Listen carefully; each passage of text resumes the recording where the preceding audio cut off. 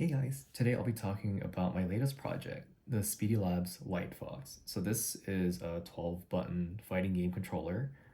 I've recently been getting into fighting game controllers because of Riot's kind of recent announcement of Project L.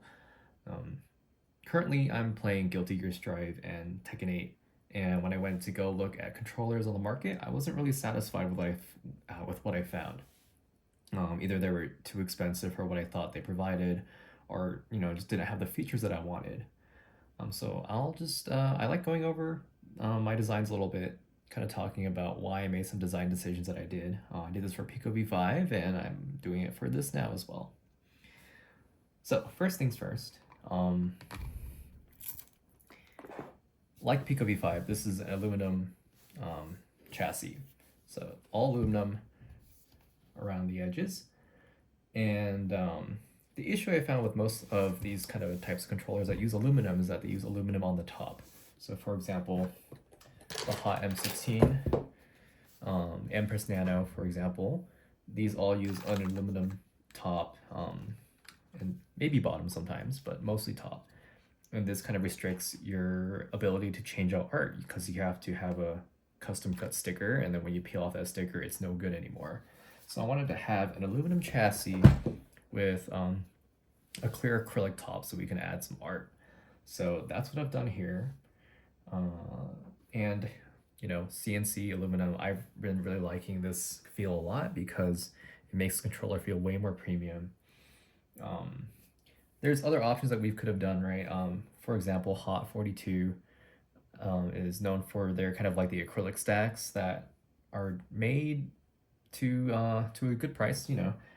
The only issue is that I think acrylic stacks don't have the nice fit and finish that what I'm looking for example, because you just basically have a bunch of acrylics stacked on top of each other, which doesn't have the nicest feel. It's heavy at least, and it's very inexpensive to manufacture. Depending on the size and the thickness, each plate is maybe only about less than $1 to make, so $3 or $4 per case with the hardware as well.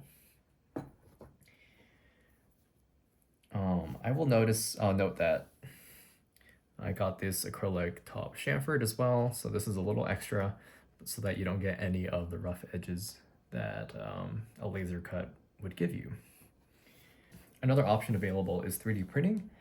I think 3D printing has a space. I've been 3D printing myself for about 10 years now, and I don't think 3D printing for mass production or premium feeling controllers is the way to go, because you have kind of these thick layer lines. The amount of time it takes to print each case is quite a long time, and it just doesn't feel as nice as injection molding, which Snackbox Micro does, or what I think is really cream of the crop, which is CNC aluminum, because you get that heft, but it also feels super premium because it's been sandblasted and finished nicely in the shop. So while we're here, I will go ahead, right? So this is how it comes stock. There are no labels by default, but I do give you a reference sheet.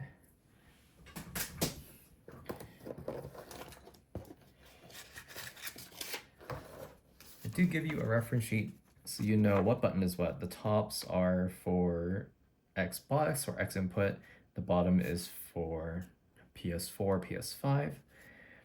The reason I do this is because this runs the GP2040 CE firmware, which is the same firmware that Hot uses and a lot of the open source controllers use. And this firmware allows you to change any button to whatever button that you like.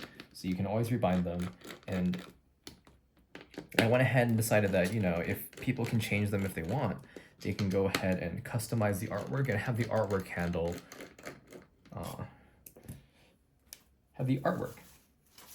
the labels. So I got these printed at a shop nearby that didn't know how to scale things properly, but I will have my own printing service and cutting service for custom skins available on my website soon. But yeah, basically, you can just have them labeled on the art itself. So if you want to change them, all you have to change is this small piece of art and you're good to go. So I guess look at the shout out. So Cabby Hat on Reddit, this is his design for Ramblethal Valentine. This is Shuyans on Ko-Fi for the Maze skin.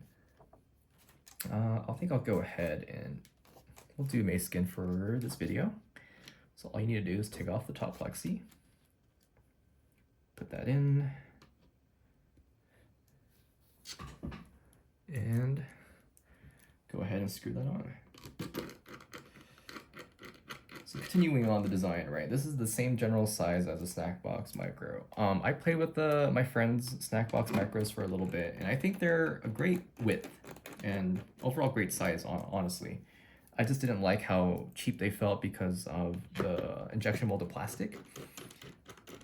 Even with a heavy metal plate, right? It feels heavy, but the overall build, you know, still feels kind of plasticky. Weight isn't always everything when it comes to build quality, although it is quite a significant portion of it. So I found this form factor sits in your lap nicely, right? It doesn't take up too much space when you're traveling, and that's why I went with this overall same shape. The also benefit of kind of copying their kind of form factor is that Snackbox Micro has a ton of art already available for it. So with a very minimal tweaking, you're able to go ahead, get art kind of set up for the LightFox because it's the same overall dimensions, and get that cut fairly well and fairly easily. So let's talk switches. So there are a few different types of switches available, right? We're talking kind of like mechanical keyboard. There's your regular kind of Cherry MX style full size switch. I found that when I was trying to do Ramlethal, Rekka cancels, these were a little less consistent than some of the low profile switches. So although they have really good customizability, since there's so many options, I did not like the full length travel. So I went ahead and I'm not using this for this design. The next most popular design is the Kale Chalk V1s. So these are popular because of how early they were released, and there's a lot of variants of these available. I don't like these because of the very annoying stem. So this stem uses, instead of a cross shape pattern like you would normally expect, it uses two small kind of rectangles to go ahead and insert into the keycap. And what happens is that sometimes, if you bump the keycap or you try to remove these too many times, right, you kind of loosen these key stems, and sometimes they've snapped off inside and they're really painful to remove it. If you're, honestly, you need to be more lucky that you're removing them than for them to be, stuck. They basically just get stuck forever. That's what happened with my friend's Snackbox Micro, so we had to order a whole new set of switches because, he couldn't use it. So even though there's good customizability because of all the options available, I do not like this stem cap, and I will pretty much never use the design in a full build, I think. Here we have the Kale Chalk V2s. So you see they went back to kind of like a cross design, so that's a bonus. The only issue is that these only come in, red, browns, and blues, so linear, tactile, and clickies. There were only 3 for a long time. There's been a recent collaboration with Low Free to have 3 more designs with a whole new housing or whatever, so it feels a little better, but it still limits you significantly as the weight options are very similar to the existing ones. So there's not much customizability there. So which brings us to a little more unconventional and kind of like the selling point of one of these controllers, which is Keychron's low profile optical switches. So these are a little less common, but however, there are 8 different variations. I'm currently missing the blue variation right now, which is a clicky switch, but this kind of shows you the spread of, what I thought was a good compromise between, customizability and durability. So these use the Cherry MX stem, which is great, but you have different weights of linears. So there's 3 different linears, I believe. You have like a lighter tactile, a heavy tactile. I believe this is a heavy clicky. This is also a different tactile. There's quite a lot of variation in spring weights, and you have heavy tactile linears that you can always kind of switch between. I'll be selling this as well. In smaller packs, you don't have to buy the entire keyboard's worth. You can just buy, 12 for a controller. To hopefully save a little bit of money. And yeah, I thought these were very cool, and they're optical, so theoretically, I think should have slightly better performance because of and there's less need for debalancing weirdness that you might need with a mechanical switch where the contacts touch each other. So that is why it's called a LightFox, because it is using optical switches. Let's go over the LEDs, I guess. So if I go ahead and plug this in, if I can find it. There we go. I've copied over one of the loops from the Snackbox Micro. It was a good idea, I thought, from them, so I went ahead and added that feature as well to help reduce some of the cable strain. But yes, there's 2 LEDs per button, as you can see. We've got an OLED display, which kind of shows what input you're doing. We've got a bunch of auxiliary buttons, as you've gone over before. And these 4 LEDs are player LEDs. This is the firmware switch. If you touch it, it's fine. You only have to flash firmware when you unplug it, press this, and then plug it back in. So if you accidentally press this during gameplay, not an issue. As you notice as well, that was a specific request from a friend, and I also agree, where the Snackbox Micro had tiny, tiny little buttons that give you, like, it feels like pin needle pokes on your fingers when you press them. It makes no sense. So I've had nice big buttons here for you to press and easily reset when you need to. Next, we have some sliders. We have what I call the directional slider. So this is, you can swap between left stick mode, D-pad, and right stick mode, and they're reflected on the OLED display as well. This one is SOCD, simultaneous opposite cardinal direction, right? When you're on a lever, you can only go up, down, left, right. However, on a leverless, you can do left and right at the same time. You can do up and down at the same time, and there's different rules regarding that. So the first option you can see here is SOCD up, so you have up priority when you press down and up. Neutral, which is Capcom regulation. When you press both directions, you should just send neutral. And last, so this will send your latest input that you put down. And here we have a lock button. So for example, you wanted to lock off these particular functions, you can go ahead and lock them off. And then when you click them, nothing will happen. So let's go over the bottom. So the bottom is a full coverage silicone pad. It's quite a thick silicone pad. One of the issues I have with this hot specifically, and I think most of the other hots are like this as well, is that they only have 4 rubber feet in the corner. Also, this hot is a little shorter, about a finger's length, 1 centimeter-ish shorter, which means that when this sits in my lap, right, these rubber feet do absolutely nothing to stop it from sliding forward and backward unless I like pull my legs together. Unfortunately, it's not how I play. So I really didn't like that. So I went ahead here, splurged a little extra for a custom cut, full coverage silicone mat. So that when you put it down somewhere, it doesn't move, and when you put it on your lap, it likes to stay. So I've been really happy with this as well.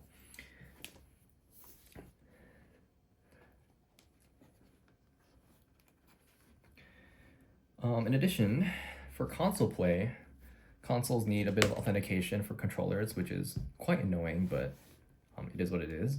There's a USB port on top here, and here you can put in a Mayflash, Magic Boots. This is the Mag PS4, so this will work for the PS5 for control, or for games that support old PS4 controllers. You can just go ahead, put that in. You'll see it starts blinking, and then I believe after 8 minutes, right, when the PS5 is like, all right, let's authenticate, make sure you're a real controller, this will go ahead and send the authentication to the PS5, and you should continue playing on without any issues. You can also use, there's a variety of various kind of dongles.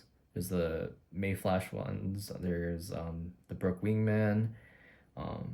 I'm hoping to stock these soon. Still finding a lead for them, but These only cost about $30 to $40 for the cheaper ones. So for a total of $30, and I guess this is the time to go over price a little bit. Together, you get the controller, no artwork though, 2-meter cable, you get a carry case, you get an Allen key, quick start guide.